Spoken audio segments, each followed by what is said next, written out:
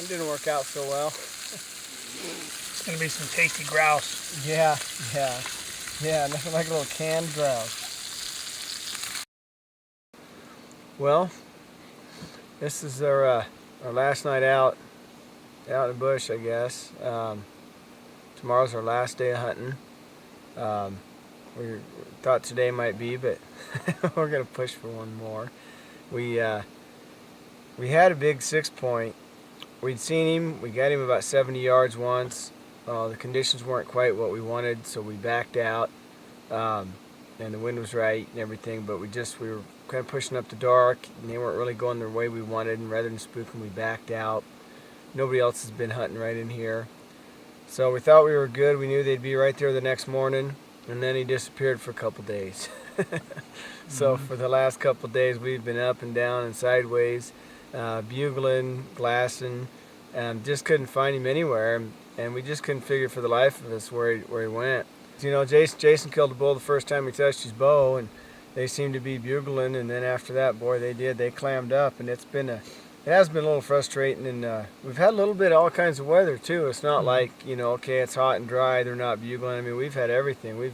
This has been one of the windiest trips we've had over here, and we've gotten some rain, we've gotten cool weather. It seems like we've been cold on this trip quite a bit, so we've definitely gotten weather you would think would be good, but just the timing, you know, when we have, like tonight again, we watched him, and when we watched him a week ago, a couple of them bigger bulls, even the bigger ones, not just the little ones, they're wanting to breed them cows, and the cows just ain't having it. Well, we're wrapped up another general archery season here on On Foot Films. We've still got our deer tags, so there is the late season on the west side, but by and large we're done. We just finished up our elk hunt. Earlier we had a mule deer hunt, and I got the big goose egg on both of them. Jason got a nice bull here on this hunt, and but we're wrapping this season up. You know, we had some chances. Like I said, Jason killed a good bull right out of the gate, and then we seen a couple bulls I wanted to shoot, but just couldn't get it done. You know, we passed up some opportunities to try to get those, and when you do that, sometimes you come back with nothing, and that's all right. There was a couple bulls that were real good ones. One pretty much got away several days back, but the other one we really thought he was in the area, but he just clammed up and quit bugling. We couldn't find him. We don't know that he left, but we couldn't figure out where he went, and he just quieted down, and we didn't really spook him was the thing. We come real close once, and the wind was right, and we thought, well, we'll back out, and he'll be right here in the morning. And that was the last time we saw him. It's been a good season, and it's not quite over. There's the late hunts, but yeah, there's some, you know, we've got some bear stuff we can do, and like Joe said, there's late blacktail at home. There's things we could add to this if we get the chance, but by and large, this particular elk trip is is wrapped up, and now it's off to the meat locker and heading home. Yep. Thanks for coming. Thanks. Well, we got the bull back.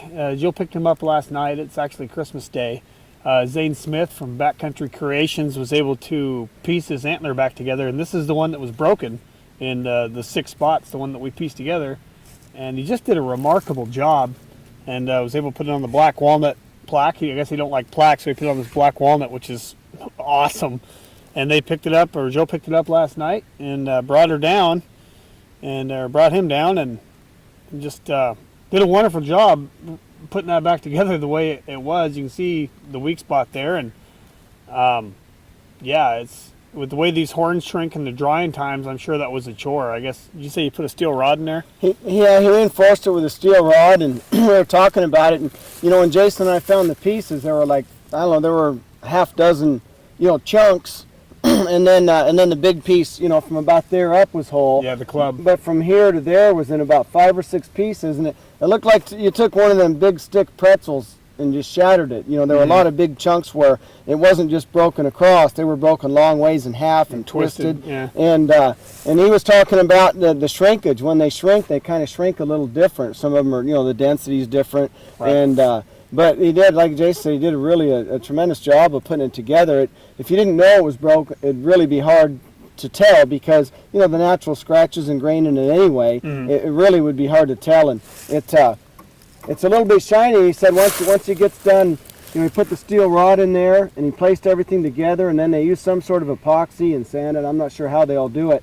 And then he stains it, and he said that stain, the reason it's a little bit shiny, he said that stain over time will fade a little. So he puts a clear coat over it, and it leaves a little bit of a gloss, not shiny gloss, but just a little bit. And so he just clear coated the whole thing so it'd be even. But if you didn't know, you wouldn't be able to tell. Yeah. When I first looked at it and I picked it up, I thought, now which side was broken? And you kind of had to look at it. So if you get one or something like that happens, but it's something you want to have a mount done up, a good taxidermist can do that. You know, and I think it was a fence maybe or something, because on the back side over here you can see from a different angle, you can see that the main beam should have came out this way on both sides. Mm-hmm. These are actually on both sides of the second brow tine, and then they turned up. So apparently early in velvet, whatever happened, and then these just grew out. And you can see where it looks like it was cut almost with a saw, which makes me wonder about a fence. Yeah, there are some old range fences out there. Some of them are they're all just half of them destroyed and whatnot, just for years of elk going over them and through them. And so it could very well be that. Yeah, it's not a maintained deal, but you'll find some strands of barbed wire here and there. And I'm guessing, I don't know if that's what happened. We don't know. But this one here you can see was broke up. And on both sides you can see it looks like there was something there and that was broke. And, it just almost looks that way. But anyhow, he got banged up somehow. So it's a pretty unique looking deal. And so that's why Jason wanted to do, this to it. But it really turned out good. And, Jill brought this in last night, and I was actually giving my 1-year-old son a bath, and I said, well, bring him in here. And I hear, no. And I come out, I was like, whoa. I was like, geez. He goes, I had a hard time getting it in my pickup. Yeah, it was kind of rainy, so I put it up front. But anyway, Zane got it done for us, and like I said, if you get something like that, don't give up on it. If you can find all the pieces. We actually had some pieces missing out of it, about the size of your fingertip on your pinky nail type thing, and then he also, the way it shrank, he had some pretty big cracks in it, but he filled it up and you can't tell. So if you can find most of the stuff, they can fix that.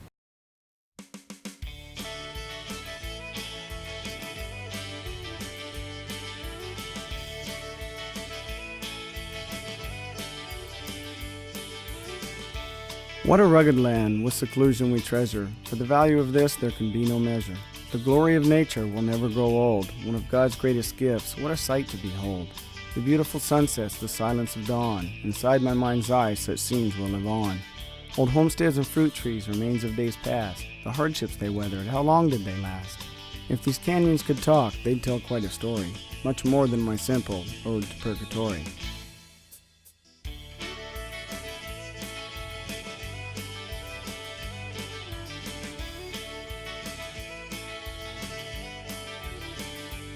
A guy doesn't get enough chances to roam, and now we're an awful long way from home. It is a vast place without any roads, but that's what keeps it lonely. We came here to visit, but not merely gape. Man is part of nature, we're here to partake. The roar of the bugle, the thrill of the chase. Memories like these time can erase. It's the hunt of a lifetime, but once ain't enough. We can't seem to get our fill of this stuff. We've traveled for days and covered the miles. It's worth all the effort, this truly is wild.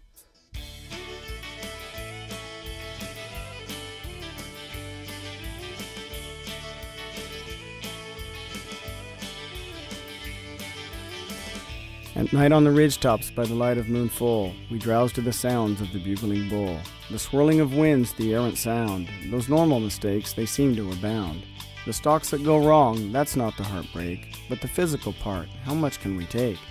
We've been out here a week, there's no fuel in the tank. My brother's upwind, man is he rank.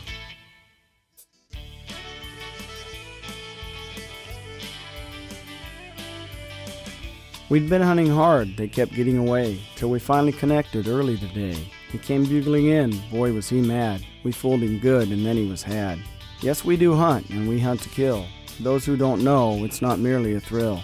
It's part of our nature, some don't understand. Man's pursued game since we've been on this land. So the hunt may be over, but now comes the chore. We know this because we've been here before. It's a marvelous land from out of the past, but far too rough to travel it fast.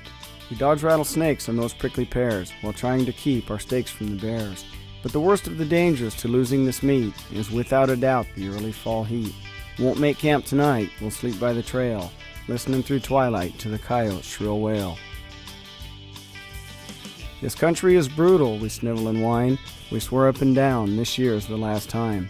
But in a matter of weeks, our bodies will heal, and then we'll start planning our hunt for next year.